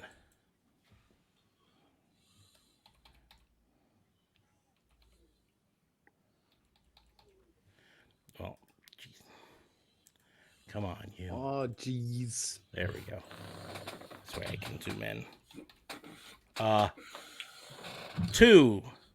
Okay, Sunday you got Missy Hyatt. Monday you got Hot Shots. Tuesday you got Tony Schiavone. Wednesday was Jesse Ventura. Thursday Mike Tenay. Friday The Slammer. And Saturday was Mean Gene Okerlund. Then you could choose 2 special events. Here are all the spectacular highlights from WCW's action-packed special events, past and present. Option 3, pin the champ. Have you got what it takes to go head-to-head with Steve Austin, Lord Steven Regal, or the Masked Assassin? Here's your chance to find out. Number 4 was an opinion poll. Let WCW know what you think. It just you says call the the call number? couldn't be completed. Yeah. But I called it on a cell phone, and I don't know if that means anything. But it says it can't be called. Opinion poll. Let WCW know what you think about the important issues and people in the world of wrestling. Option 5, voter's choice. Your vote counts. Influence important WCW issues and topics by casting your ballot. Sounds to me a lot like an opinion poll, but that's different. Number 6, arena calendar. Get inside the information on all upcoming WCW events from Gordon Soley, the Dean of Professional Wrestling. The Dean. And number 7, option 7, WCW Time Machine. The biggest legends in sports take you back to the greatest moments in the history of professional wrestling. These motherfuckers wanted you to call a 900 number and listen to them recap what happened in a wrestling match. At $1.45 a minute? Yeah. Damn. At least our Montreal hotline was free. CFCF 12. We'd have like 7 different things. That's wild. Well, I mean, keep in mind, this is no internet. So this is in reality. You don't want to go buy the mag. You don't want to do that. But to recap a show, still pretty interesting if you missed it. If you missed it, you missed it. You didn't VCR it? This is a great poster, though, because it's got Mick Foley spray painting on the wall for a good time. Call 1-900-909-9900. And then underneath it is Lord Regal is a snob and I Heart Missy. Oh. Anyways. Yes, no problem picking 21. You picked some good cards. I mean, you know, I was gonna open the whole deck anyways, so. But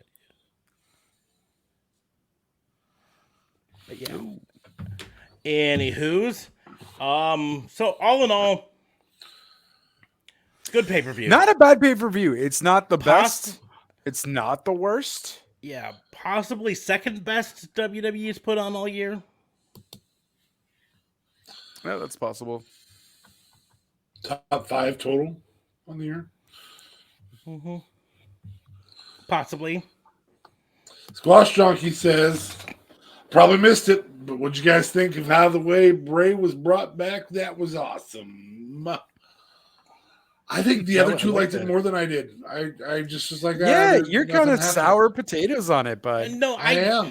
I enjoyed it. I liked it. I just like it didn't do anything. It was just like, hey, he's here. Okay, now the show's over, right? It didn't affect a match. It didn't affect promo or anything like that. It was just,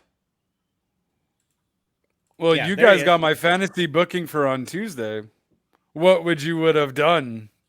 Book your Bray Wyatts. You guys have 2 days to think if you're such sour potatoes on it. Because I only thought Fucking, we were I already honestly got it just going right to get him now. to come out. He No, don't do it. appears.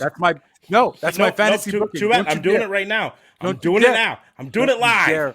You have to think about it.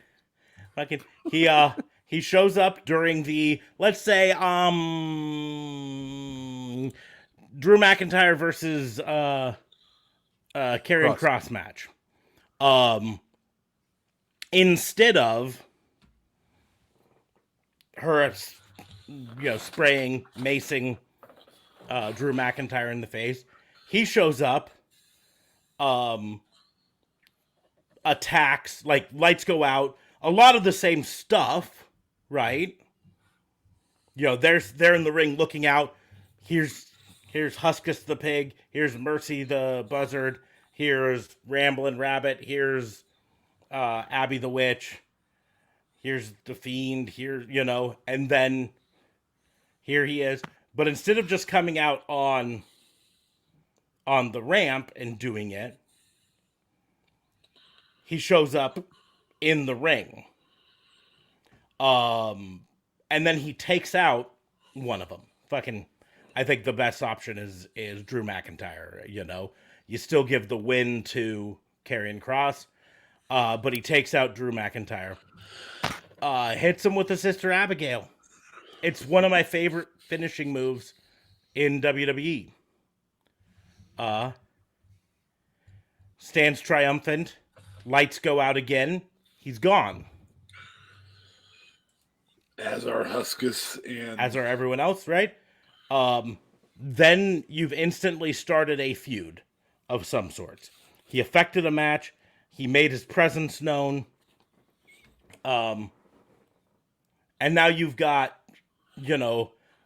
something for Drew to do now that this feud is over. It's something. Ta-da. Well, I mean, they could still be telling that story with why he came out at the end, foreshadowing for Seth lost, why it might be maybe doing something with Seth again. Hopefully, it's a lot better than a Hell in a Cell match, but it does not. It fucking blows. I gave you guys a free pitch earlier, and you got to come out and do that. This guy, WTN for life. This guy right here, he's a whore, but he's our whore. He belongs to us.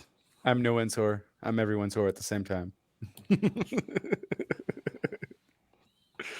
First match of the night was indeed not squash. It was, that was all of our best matches of the night. Yeah, it was. Yep, our best match of the night, hands down. Yep, no question. Now the thing is, I didn't hate the way Bray got brought out. But it just was it was nothing. It was he's there. They could have done it at any point in the night, and it wouldn't have changed anything. Well, I mean, and at the same time too, right? With Liv's whole, I guess they're still obviously playing the subtle route, right? We saw Liv smile. And Seth, I don't think we saw anything necessarily with Seth. He just kind of tapped out. Was it a tap? Yeah, it was a tap, right? He just kind of tapped out, and then that was kind of it. And then we didn't really necessarily see an expression on his face, but with the whole their Twitter photos being blacked out, kind of subtle. Yeah.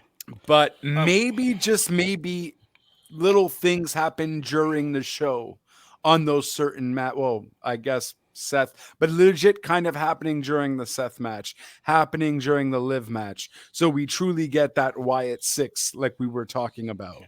There'll be 6 kind of people. So at least it builds something onto, what maybe might happen. Because now it's literally up for grabs. We don't know.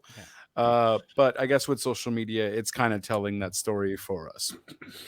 So to answer this, Squash, I don't know if in my case it did leave me wanting more, right? You want more. And that's I think part of the problem is it just was there. It- Uh, to make a good analogy, this is smelling Burger King when you drive by. It's not seeing a burger. It's not walking in the building. It was, oh, well, they're making burgers. That's it. Yeah, but you got that taste for it. You want it. That smell is enough to need you wanting more. I don't know. Maybe it- Burger it was Kings are a- different up there than they are down here. It was enough to make you know that there's a burger going to be available later on. Will he be on Raw for the season debut? Here, let's just take some time, go around the three of us. Do we think we're going to see Bray Wyatt on Raw tomorrow or tonight? I should say, since it is tomorrow now. Me, I don't think we're going to see Bray Wyatt on Raw.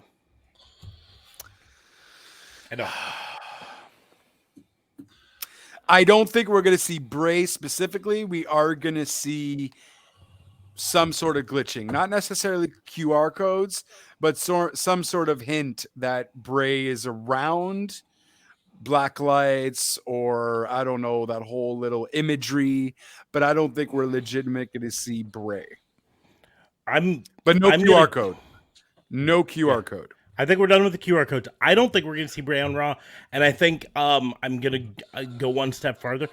I think Bray's probably going to be a SmackDown star. Do you think we see him on SmackDown? I think we might see him on SmackDown. I don't think we see him on Raw regularly, period. I think at best we get teasers for a while. I think we might see him on SmackDown this week, but I do not think, because here's the deal. The White Rabbit songs were played at SmackDown branded live events. Most of the teases happened on SmackDown, right? They did one QR code on Raw that led to 3 QR codes on SmackDowns. You know what I mean? Most of their stuff was a SmackDown. I think he's going to be a SmackDown superstar. If the Liv Morgan thing plays into it, she's already a SmackDown star, so they don't have to move her at all. Rollins is a Raw, but they've had him on SmackDown, so they can move him wherever the fuck they want. Yeah. Bloodline versus Wyatt 6. That's too soon. Yeah. I think I mean, it depends who the 6 are, right? So Seth would make a lot of sense. Bloodline, Seth, they already have issues. Roman and Seth have issues. Mm-hmm. If it's Liv, because her thing is blacked out and she's the one that has in your head, I don't know how that would fit towards Bloodline stuff since there's no woman yet. Oh my goodness, they're going to bring back Nia. Stop it. No, I was actually thinking The Rock's daughter. She's way too green. She's way too green, but I mean, she's so green they don't even have her on TV yet. They just have her on live events. And I don't think she even wrestled. I think she's just given promos. So, guys, I just found out that 1-900-909-9900.com is a wrestling meme generator. Nice. Oh boy. That's not related to the pay-per-view. That's just something I just figured out. I wonder if I make a meme, can I make a t-shirt out of the meme? Anyways. What is it? 1-900-909 9900. Oh yeah, 9900. Anyways, yes, she could be Abby the Witch. I suspicion that we're going to slowly move away from Abby the Witch, Huskus the Pig, all of those characters just in general. I suspicion what's going to happen is those characters are dead. right? That was just the way to introduce Wyatt back. I think you think it's only going to be Swamp Wyatt. I don't know, man. I think we're going to see the three faces of Foley Wyatt style. He'll still have his fun Possibly. house. He'll still I have don't. his thing. I think they made it very clear the Funhouse is dead. That was the whole thing for the promo. Why is was that? the Funhouse the video package? The whole thing Yeah? was the Funhouse was dead. There's no life in it. There were cobwebs over all of the things. Everything was broken. Okay, I took that as it's been dead, but now he's coming back. Yep. But I okay. took it as the Funhouse is dead. I also took him taking the mask off as the Funhouse character style was dead. I think the we're going to see for a very short term the Huskus the Pig, the Abby the Witch, all of that stuff, until it's revealed who's under those masks. And slowly they're going to be pulling off the veil, and it's Liv Morgan. And she's not going to be Abby the Witch. She's going to be Liv Morgan, who was under the Abby the Witch mask. And then they're going to pull off the, I don't know, Mercy the Buzzard mask. And it's going to be Seth Rollins or whoever, right, under that mask. And so on and so forth, right? And then they're not going to wrestle under the name Mercy. They're not going to wrestle with a mask of a buzzard or whatever. They're going to wrestle as who they are. Yeah, I heard Grayson Waller was one of the people expected to be, or maybe was one of the people in the masks at the show. I don't know if he's ready for the main roster either, but whatever. But that's what I suspect. I think in the long run, they're going to be moving away from those characters just in general. Well, here's to hoping. Yeah. See, I'm just glad it lantern, wasn't like, T-Bar. I've heard a rumor it was supposed to be T-Bar because rabbit backwards is T-Bar. I was like, oh God. Please God, no. Yeah. I mean, We shall see. I wouldn't have been angry if it was T-Bar as long as they allow him to be more like he was like Dominic Dijakovic, I don't Dijakovic. mind. But yeah, I just don't want T-Bar.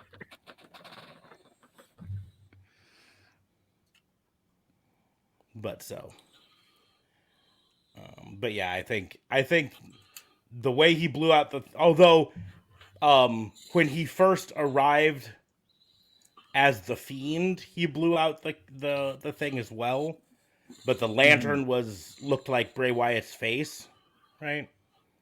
But it's good. In my opinion, it seemed like the message that they were telling was that the Fiend is done. He's no longer hiding behind a mask. He's back to being himself.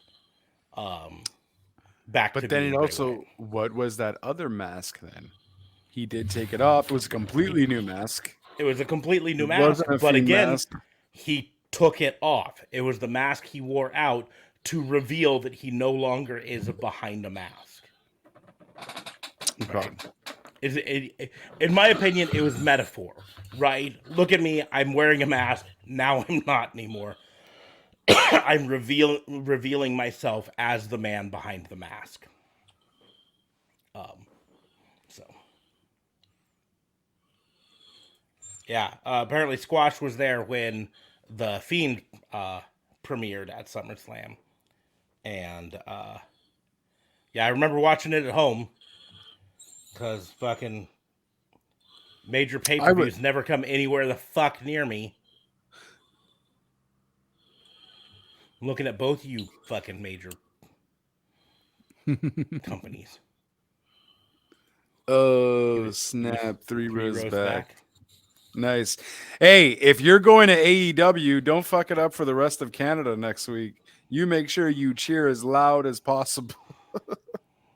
Go AE-dub, AE-dub, AE-dub, AE-dub. AE-dub. Straight up. That's going to be exciting. Yep, I'm stoked. I'm stoked for.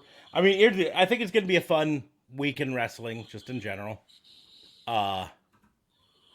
AEW's got some fun things set up that I think will pay out here soon. And then, we got the 25th anniversary of DX, which is going to feature a whole bunch of people who can't wrestle anymore. Yep.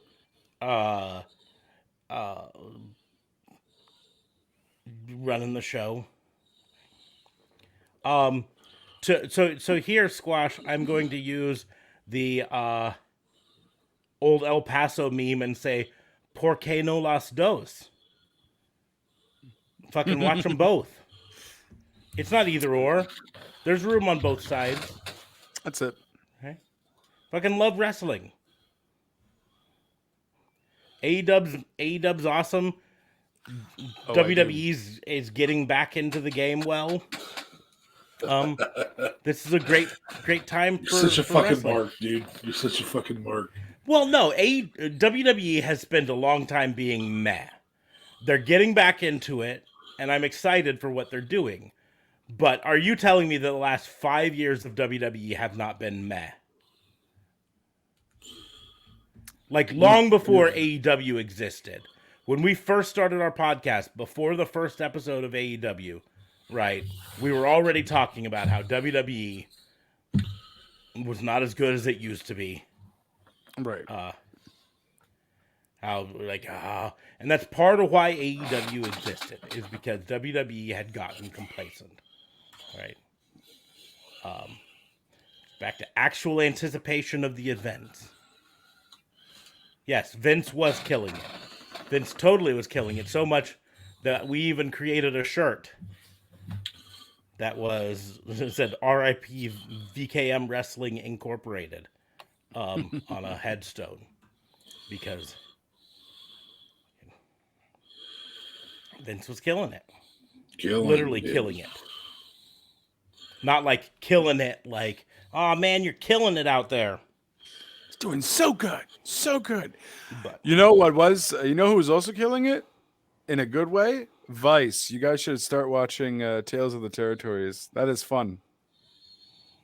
It's a fun way to do the new docs. It's nothing like Dark Side of the Ring, but it's almost like a table for three WWE style, but they do it in a cooler way. Definitely recommend the Tales of the Territories, especially if you don't know a lot about the territories. It's pretty informative and a fun time. First one was on Memphis Wrestling, so you're hearing Jerry Lawler, Jerry I knew there was a Jarrett. reason I didn't watch it.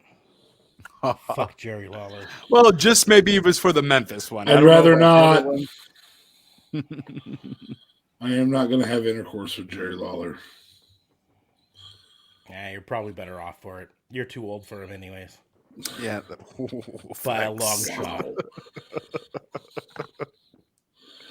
I got me some great puppies, though. I was gonna say you don't got puppies. I'm like, no way, you do. Yeah, absolutely. Mine are better than Ambrosia's. Yeah. Deuces, Squash, we're about to deuce out as well. Thanks for joining us. Make sure to, if you get a Squash. chance, check out the merch store. merch.streamelements.com/raw and order WBU. We're slowly getting more and more merch up on that one versus our other store. So make sure to check it out. But thanks for swinging by. Thanks, Squash. Especially at work too. On top of that, thank you. Yeah, kindly. exactly. We are going to start to wrap things up, close the book on the wrestling booking unit. This has been our review of WWE Extreme Rules 2022. Extreme Rules. We overall liked it. So, but make sure to like, share, and subscribe. I mentioned it earlier, but if you are subscribed on Twitch and you're using a Amazon Prime gaming subscription, make sure to check when it expires because you do have to renew those monthly. And so if you'd be so kind as to renew it for another month for us, that'd be great. Great way to support us. You can also support us by heading to our merch store. We actually have two. We're moving slowly things over to the Stream Elements one, so that's going to be where you're going to want to go for most of them. But you can check out the other ones. Our Spreadshirt one still has all of our designs up on it there. But like, share, and subscribe. Tell your friends about it. Make sure you come for our live streams. Squash was here. Ambrosia was here. A bunch of other people were lurking, not participating. Well, thank you. Well, Sayboat was here too, saying WTN rules. Yeah, he was. See, he just threw a bit our way. Thanks, Squash. Awesome, Squash. Thank you kindly, good sir. That's great. It's Cybot. I said Cybot. What did I say? You said Saybot. Saybot? Yeah. I said bot. I said sailboat like when he originally came in. It's Cybot. It's fun. Anyways, but you can also follow us on the social medias. You can follow me on pretty much all of them at Raw and Order WBU, like it is right there. Or you can head over to on Facebook. Thanks again, Squash. We appreciate you. You can head over to Pissant Podcasts on the Book of Faces. That's where they have us there on that. You can follow DA Fabe at DA Vincent K Fabe right there on Twitter. That's it. And JLB is at Oh, wrong way. wrong side. Damn it. Oh, JLB, twitch.tv/JLBTLC25. And the rest of the links are down below for movie reviews, music, stuff like that. Real Talk Radio is the brand, Real Talk Radio 8. But links are on the doobly doos and the link tree and all that for my stuff. And yeah. Tune in on Tuesday as we will be doing our fantasy booking unit right here on Raw and Order WBU. Back to you, Smarks. Awesome possum. But as we said, damn it, that song's gonna be in my head tonight. I fucking hate you. Look, I'm gonna mute you for now. But on that note, we're gonna go ahead and close the book on the wrestling booking unit. Thank you all for joining us. We will see you soon. Deuces.